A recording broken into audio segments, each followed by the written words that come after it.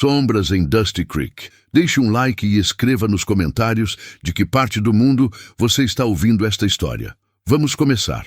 Elias Navarro chegou a Dusty Creek. Era um homem de cerca de 38 anos, alto, de ombros largos, com o rosto queimado pelo sol e uma barba por fazer sombreando o maxilar firme. Sob a aba escura do chapéu Stetson, seus olhos castanho-âmbar examinavam a cidade com cautela, atentos a cada movimento. O sobretudo de couro marrom, surrado pelo tempo, escondia os coldres duplos com 2 revólveres Colt, que ele agora preferia manter em silêncio. Na placa torta acima da rua principal, lia-se Dusty Creek, como se até as letras estivessem cansadas daquele lugar. A rua principal era uma fileira de construções de madeira. Saluns com portas de vai e vem, uma ferraria, uma estrebaria, um hotel pequeno com varanda. Era o típico pedaço de fronteira onde a poeira nunca se assentava e a justiça quase sempre chegava tarde demais. Elias desmontou, sentindo o peso dos anos e do passado. Prendeu as rédeas do poste em frente ao salão principal, de onde vinha o som de um piano desafinado, tentando competir com risadas roucas e copos batendo no balcão. Respirou fundo, sentindo o cheiro de suor, fumaça e uísque barato, uma mistura velha, conhecida. Empurrou as portas de madeira e entrou. O barulho diminuiu por 1 segundo, como se o salão inteiro desse uma olhada rápida para pesar aquele forasteiro. Alguns jogadores de pôquer ergueram os olhos, as cartas imóveis nas mãos. Uma mulher de vestido vermelho e cabelo preso em coque, apoiada no balcão, franziu o senho ao notar o casaco de couro, a postura de pistoleiro e aquele olhar que parecia medir distâncias, portas e saídas. Elias inclinou o chapéu em sinal neutro e caminhou até o balcão, onde um homem magro, de barba branca rala e óculos redondos, o encarava com curiosidade. Era Doc Henderson, barman e, quando necessário, médico da cidade. "O que vai ser, forasteiro?" perguntou Doc, limpando um copo com um pano já gasto. "Água para mim e um balde pro baio lá fora", respondeu Elias, a voz rouca de estrada. O barman ergueu uma sobrancelha, surpreso com a escolha. A maioria chegava pedindo algo forte para esquecer. Elias parecia ser do tipo que precisava lembrar. Enquanto bebia devagar, fingia não ouvir, mas pegava cada palavra que escorria das mesas.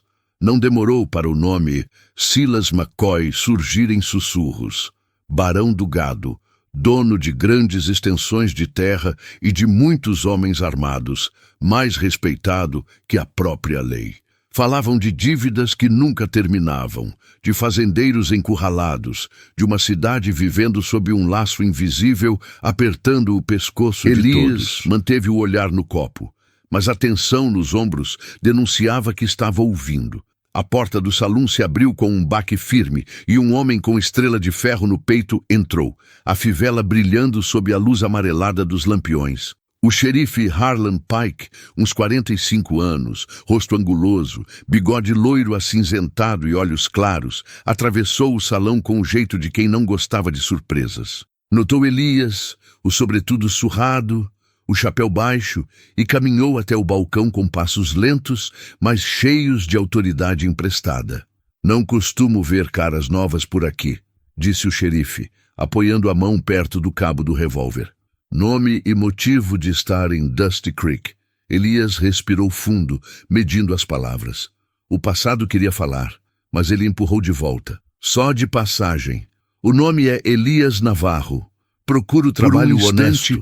Algo brilhou nos olhos de Harlan, como se aquele nome cutucasse uma memória antiga. Mas o xerife apenas sorriu de canto, um sorriso que não chegava aos olhos, e deu um leve tapinha no ombro do forasteiro. "Em Dusty Creek, trabalho honesto passa pela bênção de Silas McCoy", disse, baixo. "Vai descobrir isso cedo ou tarde." Nos dias que se seguiram, Elias observou a rotina de Dusty Creek com a descrição de quem sabe que um passo em falso pode acender pólvora. Do alto da varanda do hotel, via os vaqueiros de McCoy cruzarem a cidade em grupos, rindo alto, empurrando quem estivesse no caminho, deixando claro que não temiam ninguém. Via também os rostos cansados dos fazendeiros, que vinham vender o pouco que tinham e saíam sempre mais pesados do que quando chegaram. As dívidas com McCoy pareciam crescer como erva daninha. Elias conseguiu trabalho temporário na ferraria, ajudando a calçar cavalos e consertar rodas de carroça. Não era um serviço que combinasse com mãos acostumadas ao peso de um colt, mas ele se forçava a insistir. Cada martelada na bigorna era como uma tentativa de esmagar um pouco do próprio passado. O calor da forja misturava-se ao calor da culpa, e às vezes ele se via cercado por brasas invisíveis. O dono da ferraria, Owens, pagava o que podia, sempre olhando por cima do ombro, como se qualquer negócio fora do círculo de McCoy pudesse trazer desgraça. Aos poucos, Elias começou a notar padrões. As carroças de suprimentos com o símbolo da família McCoy chegavam sempre primeiro ao armazém geral, antes de qualquer fazendeiro ou minerador. Os preços escritos no quadro eram altos demais para alguém de consciência tranquila. Quando algum morador reclamava, um dos capangas do barão, sempre por perto, lembrava em voz baixa que o crédito era uma gentileza do patrão. Crédito, em Dusty Creek, era só outra palavra para corrente. Aquilo tudo era familiar demais para Elias. Uma cidade inteira presa por contratos e medo. Uma tarde, enquanto descarregava ferragens na porta da ferraria, Elias ouviu um tumulto vindo da rua principal. Gritos, choro infantil e a voz áspera de um capanga. Largou o peso e seguiu o som até a frente do armazém. Lá, um homem de barba rala e cicatriz no queixo segurava um garoto pelo colarinho. Ao lado, uma mulher de cerca de 30 anos, pele morena, olhos castanho escuros e cabelos negros longos em trança, implorava para que o soltasse. Vestia um simples vestido de algodão e avental gasto, mas sua postura era firme. Ele só pegou um saco de farinha menor, senhor. Nós vamos pagar, dizia ela, a voz trêmula mas teimosa. Por favor, solte meu filho. O capanga riu. Em Dusty Creek, ninguém toca na mercadoria de McCoy sem permissão. Nem esse moleque, nem você, viuvinha. Dívida é dívida. Algo acendeu dentro de Elias. O passado murmurava que aquilo não era problema dele, que se meter significava puxar o gatilho de novo. Mas havia algo no olhar daquela mulher, mistura de medo e coragem, que o empurrou para frente. Ele se aproximou com passos firmes, a mão afastada do cabo do revólver para não provocar antes da hora. Solta o garoto, disse Elias, a voz baixa, mas cortante. Ele não parece perigoso o bastante para tanta força. O capanga virou-se, medindo o forasteiro. E você quem é, herói? Só um homem tentando trabalhar em paz, mas não vou ficar parado vendo um covarde pendurado no pescoço de uma criança. A rua foi se enchendo de curiosos. O xerife Pike, da varanda do salão, percebeu o círculo que se formava e começou a andar em direção ao armazém. Por um instante, o silêncio cortou o ar poeirento. O capanga encarou Elias com atenção. Reconheceu nos olhos dele a calma perigosa de quem já sobrevivera a muitos tiroteios. Murmurou um palavrão, empurrou o garoto de volta para a mãe e se afastou. Isso não acabou, forasteiro, rosnou. McCoy vai saber que você meteu o nariz onde não foi chamado. A mulher abraçou o filho com força, ainda trêmula, e se aproximou de Elias. Obrigada, senhor. Elias Navarro. Eu sou Ana Morales. Este é meu filho, Miguel. Temos um rancho ao norte da cidade, pelo menos por enquanto. Antes que pudesse dizer mais, o xerife já estava ali, chapéu inclinado, olhos frios. Harlan chegou devagar, olhou para as esporas, para o garoto ainda fungando, e por fim para Elias, como quem avalia um problema novo. Vi tudo daqui da varanda, comentou num tom quase amigável. Bonito gesto, Navarro. Defender viúva e criança sempre rende sorrisos. Não gosto de ver criança sendo tratada como gado, retrucou Elias. O xerife inclinou a cabeça, como se anotasse aquilo. Aqui em Dusty Creek, Todo mundo sabe Mas seu lugar. posso garantir que Silas seu McCoy ainda não tá gosta meio de gente que nebuloso atrapalha pra os mim. negócios dele. Ana tentou aliviar. Xerife, a culpa foi minha. Eu pedi pro Miguel pegar o saco menor. Harlan levantou a mão, cortando qualquer defesa. Senhora Morales, a senhora já deve mais do que pode pagar. Melhor não acrescentar insubordinação nessa lista. Virou-se de novo para Elias. Se é trabalho honesto que você quer, a fazenda McCoy sempre precisa de homens. Gado, cerca, vigiar terra. Homens que sabem usar arma também costumam ser bem-vindos. Pense nisso. Naquela noite, o salão estava lotado, mais barulhento do que o normal. Uma névoa de fumaça de charuto pairava no ar pesado. Elias sentou-se a um canto e observou. Doc Henderson servia copos sem parar, mas de tempo em tempo lançava olhares ao forasteiro calado. Capangas de McCoy riam alto, jogando cartas e brindando a um patrão ausente, como se o ouro dele estivesse ali sentado. Doc se aproximou com uma garrafa pela metade. Por conta da casa, disse, servindo no copo de Elias. Ou melhor, por conta da curiosidade. Curiosidade? Não é todo dia que alguém fica entre um capanga de McCoy e uma vítima e sai sem puxar arma. Você tem jeito de quem sabe matar, mas hoje escolheu não matar. Isso chama a atenção. Elias tomou um gole, sentindo o fogo descer pela garganta.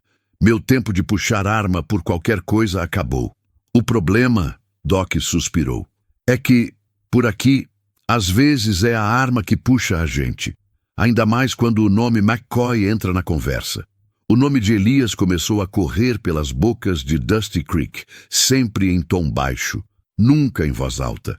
Alguns o chamavam de tolo corajoso, mas havia quem o olhasse com aquele fio de esperança que só aparece quando tudo mais parece perdido. Ana Morales era uma dessas pessoas. Passou a cruzar com Elias na cidade, no poço, no armazém, em frente à pequena igreja.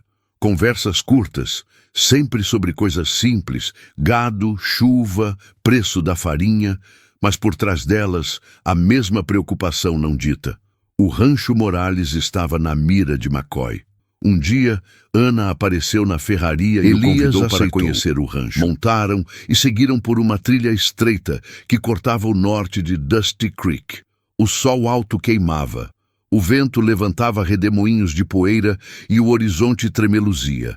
Depois de um tempo, a paisagem se abriu numa pequena planície.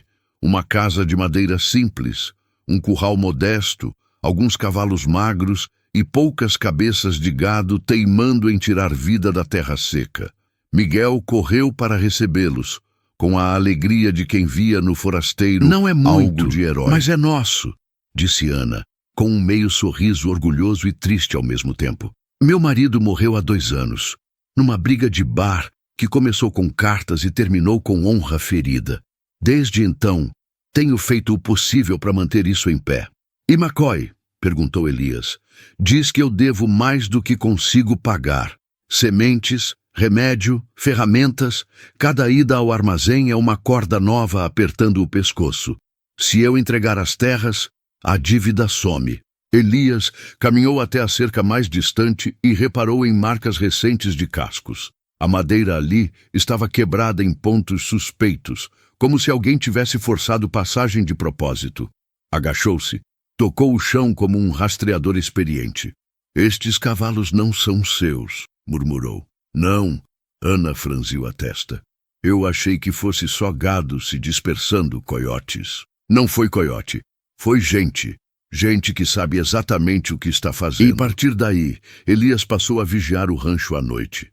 Numa dessas rondas, sozinho perto da cerca quebrada, ouviu um leve estalar de galho às suas costas. O reflexo antigo o fez quase puxar a arma, mas ele conteve o gesto ao ver quem surgia dentre os arbustos. Era um homem de pele bronzeada, cabelos negros lisos até os ombros, olhos negros que pareciam enxergar mais do que mostravam. Usava colete de couro cru, colares de contas sobre o peito, rifle apoiado no ombro e arco pendurado às costas. Aproximou-se sem pressa, como se fizesse parte da própria noite. Não sou seu inimigo, disse, calmo. Me chamam de Corvo silencioso. Também está seguindo rastros? Perguntou Elias. Corvo assentiu. McCoy quer essas terras. Quem domina a água domina o deserto. A partir daquela noite, a vigilância deixou de ser trabalho de um homem só. Como um lobo conhece seu território. Mostrou a Elias pegadas de cavalos pertencentes a vaqueiros de McCoy, cinzas de fogueiras camufladas, ossos de refeições apressadas. Um mapa invisível foi se desenhando na mente do pistoleiro. À beira de uma fogueira pequena, compartilhando café ralo, Elias perguntou: por que você se importa com o Rancho Morales? Porque McCoy não vai parar aí, respondeu Corvo. Depois dos brancos, vem atrás dos meus, é só questão de tempo. Enquanto isso, na cidade, Doc percebia que as conversas mudavam de tom. Já não era só medo sussurrado sobre McCoy. O nome Elias aparecia junto com o de Ana e o de um índio que poucos conheciam.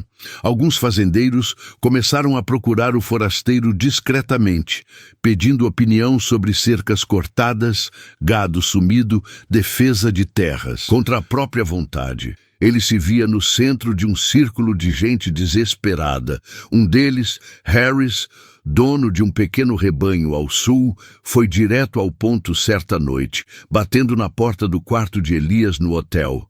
Navarro, McCoy já tomou as terras de 3 vizinhos. Eu sou o próximo. Se tiver um plano, quero estar dentro. Enfrentar McCoy é jogo de vida ou morte, respondeu Elias. Do jeito que está, a vida já não vale grande coisa. E se eu perder minhas terras, acabou. Lá de cima da colina, Silas McCoy observava. Sua casa grande dominava a vista da região.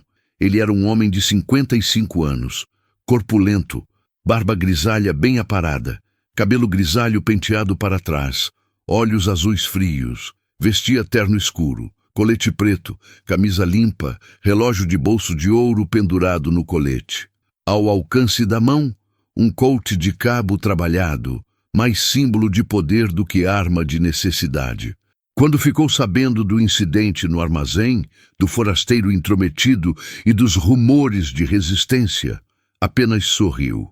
Deixe esse Navarro andar um pouco, disse a Harlan. Problema bom é aquele que cresce. Quanto mais esperança ele juntar em volta, mais bonita vai ser a queda. A cidade vai aprender de uma vez quem manda aqui. Mas o jogo apertou mais rápido do que ele esperava. Certa manhã, uma coluna espessa de fumaça negra subiu ao norte. Elias, Ana, Corvo e alguns fazendeiros correram na direção do sinal. Quando chegaram, encontraram o rancho de Harris em chamas. A cerca derrubada, o gado disperso, a casa principal virada em esqueleto carbonizado. Harris estava de joelhos no chão, mãos na cabeça, chorando como quem tinha perdido não só madeira e bichos, mas a própria história. No solo, deixada de propósito, uma carta com o selo de Silas McCoy, dívida paga. Aquela visão rompeu um limite dentro de Elias. As lembranças do massacre de Red Hollow voltaram em enxurrada. Tiros, gritos, o chão encharcado. Lá, ele tinha sido uma das armas usadas por outro homem poderoso. Aqui seria diferente. Ele não ia repetir o papel. Acabou o tempo de observar, disse, olhando as chamas lamberem a língua que restava do rancho. É a única que ele entende. Corvo assentiu, os olhos refletindo fogo. Então vamos responder na mesma língua, mas com as nossas regras. Naquela noite, o salão virou sala de guerra.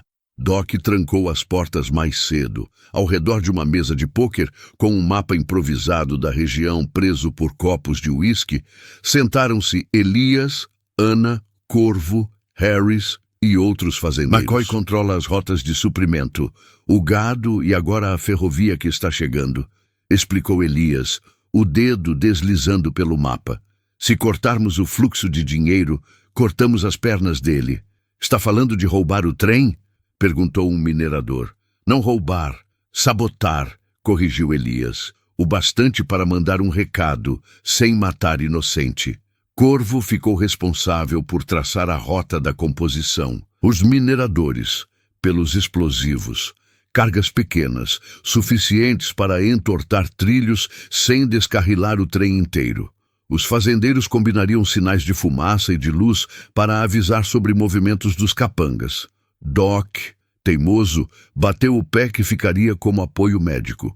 Alguém vai ter que catar os pedaços se isso der errado, resmungou, enrolando uma bandana no pescoço.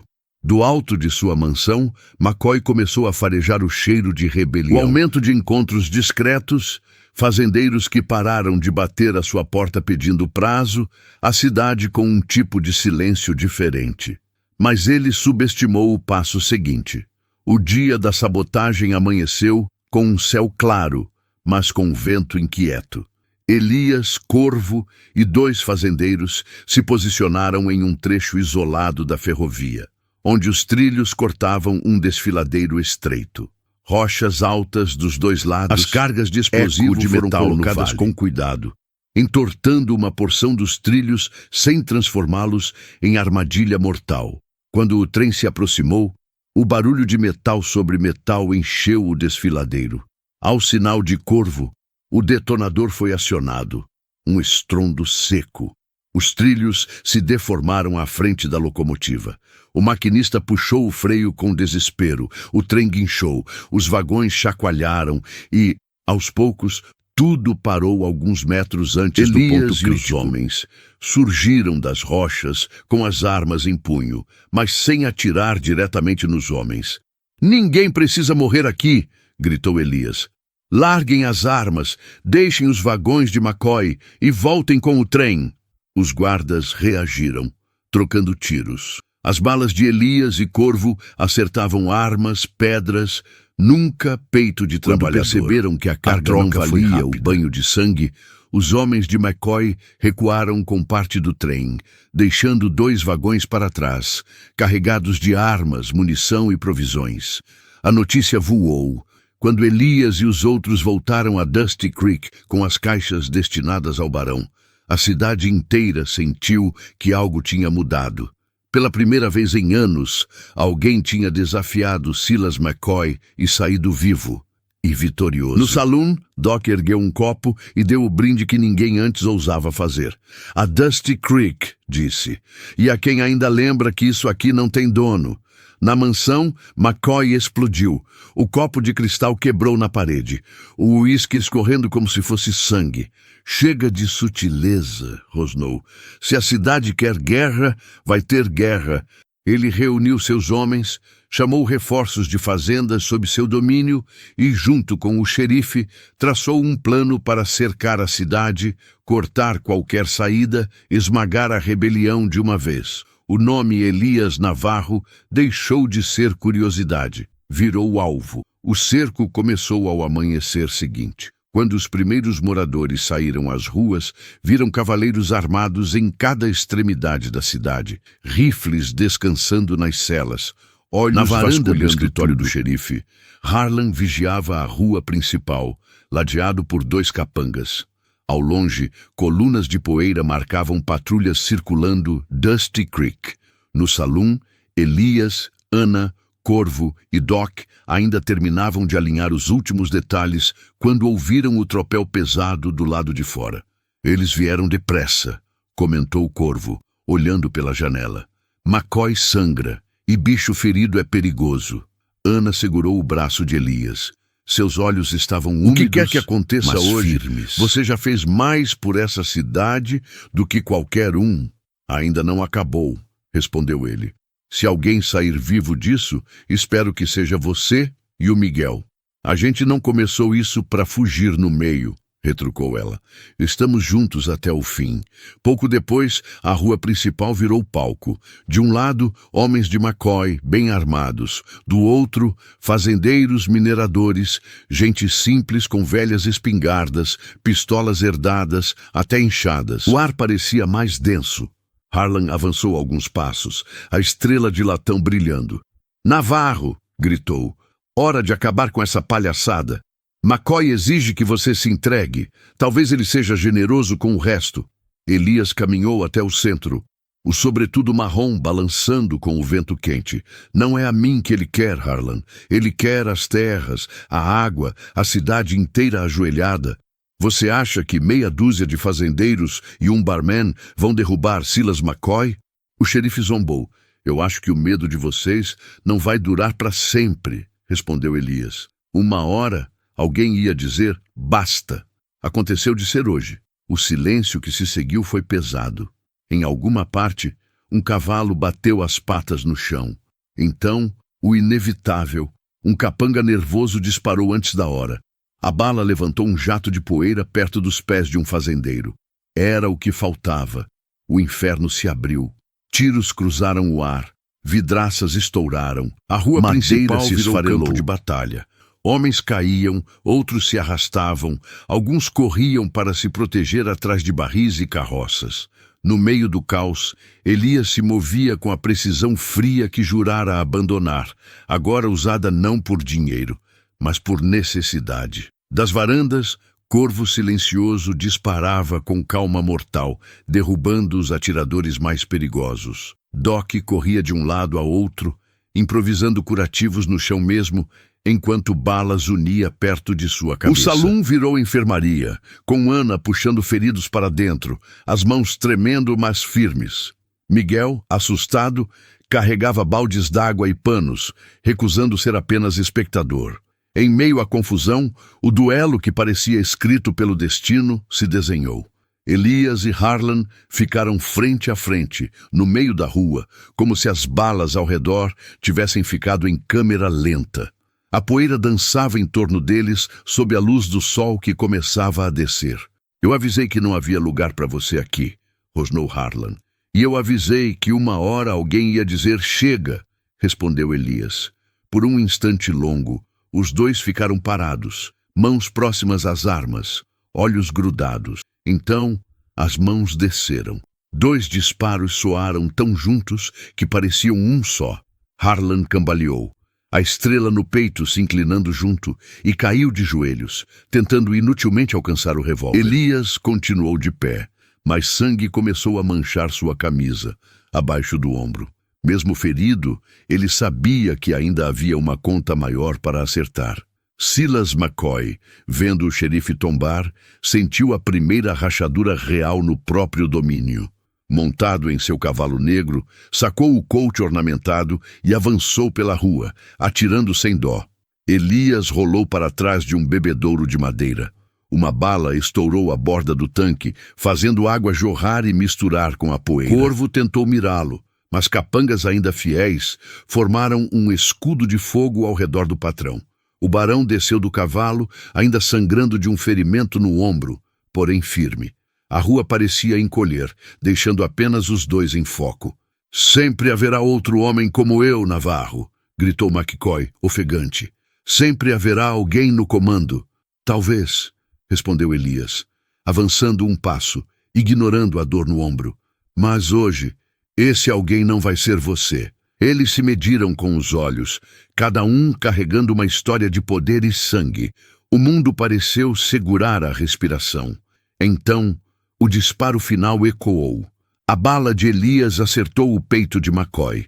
O barão deu um passo para trás, olhos azuis arregalados, como se não acreditasse que o mundo ousasse continuar sem ele. Tombou de costas, levantando uma nuvem de poeira. Por alguns segundos, ninguém se mexeu.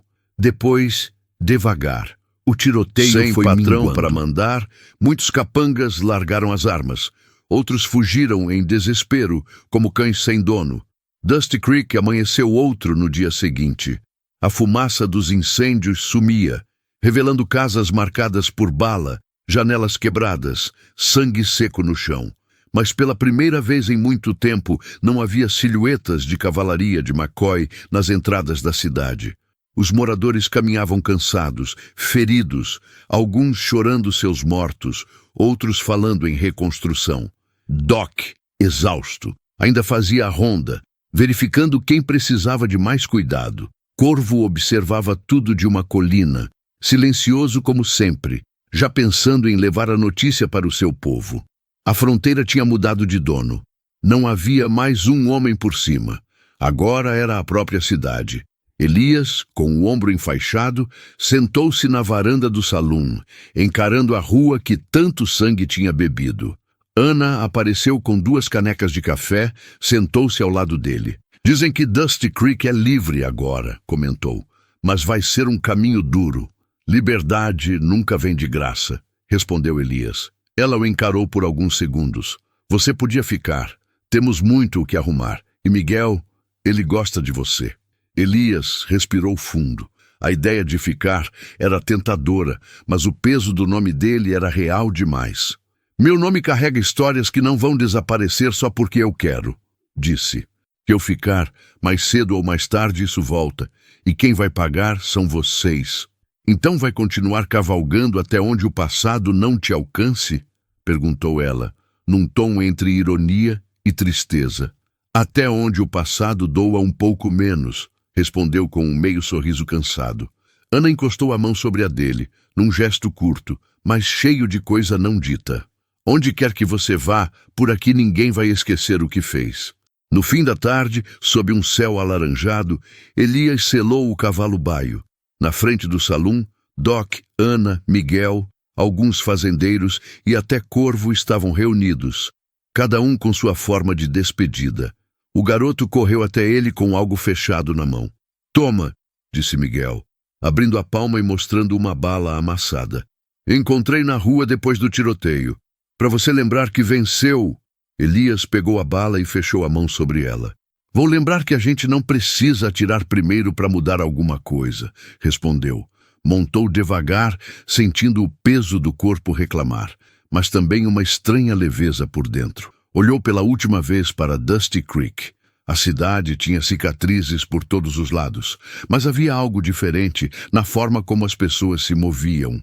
As costas um pouco menos curvadas, os passos um pouco menos apressados. Cuidem deste lugar, disse. Ele finalmente é de vocês. Corvo fez um gesto de respeito com a cabeça. Doc sorriu, cansado, porém orgulhoso. Ana segurou Miguel pela mão e, em silêncio, acompanhou com o olhar o homem que se afastava. Elias esporeou o baio e o cavalo tomou a estrada de terra que serpenteava rumo ao horizonte. O vento trouxe o cheiro conhecido de poeira, sol e promessa. Atrás dele, Dusty Creek começava um novo capítulo, escrito não por um barão, mas por gente comum que tinha escolhido não abaixar mais a cabeça. Montanhas rochosas, pradarias e rios escondidos se alinhavam como sempre. A diferença é que, desta vez, Elias Navarro levava consigo a sensação rara de ter deixado um lugar melhor do que encontrou. Para um homem como ele, em terras de fronteira, isso já era quase uma redenção.